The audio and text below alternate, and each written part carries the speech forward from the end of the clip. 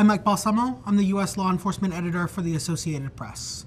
4 top leaders of the Proud Boys have been convicted of seditious conspiracy in connection with the January 6th attack at the U.S. Capitol. This is incredibly significant in part because the Proud Boys' former leader, Enrique Tarrio, was also convicted of seditious conspiracy despite the fact that he was not present at the Capitol on January 6th. This is a major victory for the U.S. Department of Justice, the second time that prosecutors have secured a seditious conspiracy conviction in connection with extremists who they say stormed the U.S. Capitol, who had plotted to try to either overthrow the government or, by force, obstruct an official proceeding of Congress.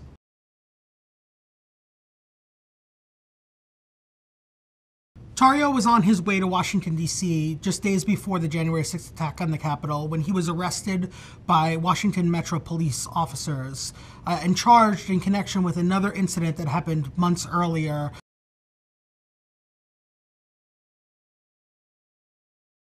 Tarrio was not present himself in Washington on January 6th, but prosecutors were able to convince the jury that despite that, he had led the Proud Boys as part of this conspiracy to try to overthrow the government or take by force to try to obstruct the proceeding of Congress and stop the certification of Joe Biden's electoral win.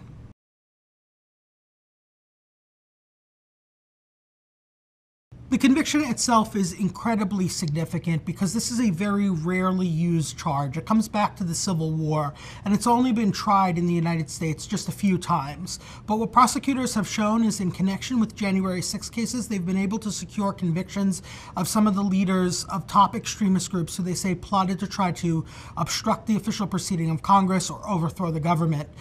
In a prior case, they convicted several leaders of another extremist group known as the Oath Keepers, and in this case, they were able to secure convictions of some of the top leaders of the Proud Boys.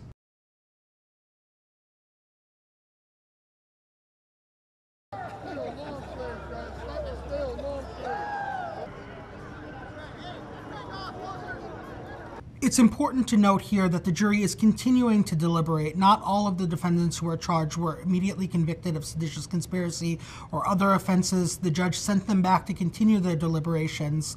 5th defendant, for example, Dominic Pizzola, one of the first people to enter the U.S. Capitol, was not convicted of seditious conspiracy. The jury has yet to reach a verdict on that count.